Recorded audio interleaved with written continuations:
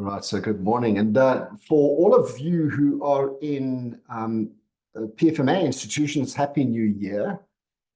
It's a new year, it's a new financial year for you in PFMA, and New Year's will always bring an opportunity to have a new start, a fresh start. So Happy New Year to all of those that are in PFMA. We will certainly do the same to the MFMA colleagues later on this year. Just a quick one, update on the Public Procurement Bill. So the NCOP is in a bit of a recess now for 3 weeks. There are 2 weeks to go, a week and a half effectively to go in their recess. And what they had charged National Treasury to do is to speak with stakeholders in this interim period and engage, because they were not engaging in their responses that they gave to all the inputs that they had. And this was an important point that was made by Karim, the chair of the Select Committee of Finance. They were not engaging, and he picked them out on that point. And so he's asked them to engage, and they have sent out meeting invitations to a couple of stakeholders, and they have kind of given each one about an hour.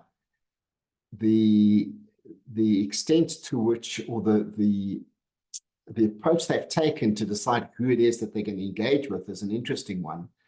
And I suspect it is only those stakeholders that submitted a 3-pager after the last NCOP meeting with the outstanding points that need to be discussed. And I suspect that it's only those that will actually have the opportunity to really engage with Treasury on that. So I've got an opportunity next week on Monday for an hour, and I do know that there are a couple of other groups as well that will be meeting with Treasury during the day on Monday. I'm not sure if it's going to extend past that, but that's the state at the moment. So this engagement process will happen, and by next week, Friday, Treasury needs to submit a report to the NCOP, which they will then consider.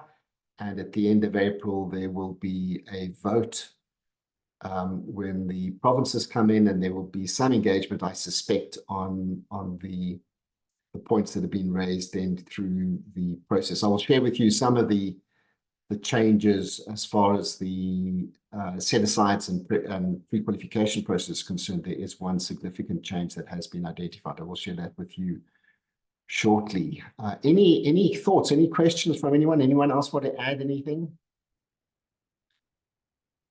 I'm sure you're all getting very tired of all these discussions on the Public Procurement Bill. Hey, Sanele.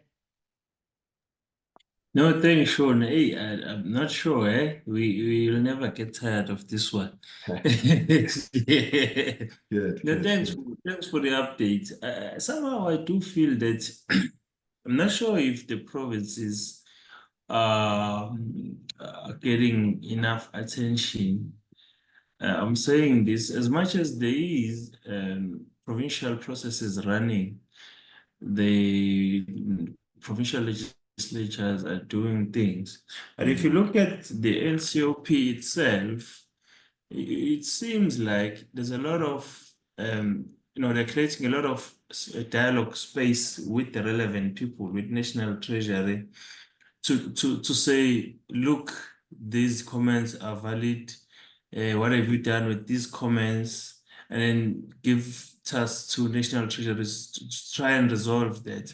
And if you look at our processes in the provinces, we did make some submissions, written submissions, oral submissions in their outreach that they were doing. But if you look at them, they will be presenting them as a bulk.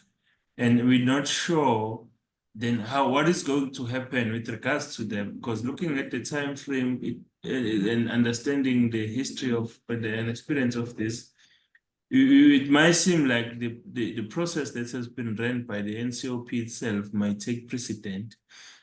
And the comments that comes from provinces, may come as, comments and probably not necessarily get or find their way into the bill. I'm happy with, the previous comments that were made in the National Assembly when I reviewed, when I had time to review our comments. I mean, a large chunk of them have been addressed. Yeah. And I was quite impressed with that, because when I had to make, second input on the NCOP, on the NCOP process, I had to remove a number of them, and a few of them remained. I think like anyone's consent of the PE and the establishment of the tribunal and stuff. But I still have that concern that maybe the provincial legislatures, may somehow not find expression in this process. Thanks, Sonele. I would just encourage you, Pila, I see you've unmuted. You're welcome to talk. Okay. Yeah, I'm sorry. No problem, Pila. I would just encourage all of you to just keep your ear to the ground. I must say I heard this yesterday, that there is no longer complete consensus that the Public Procurement Bill will go through with this Parliament. And I just encourage you to just stay tuned to what's happening politically,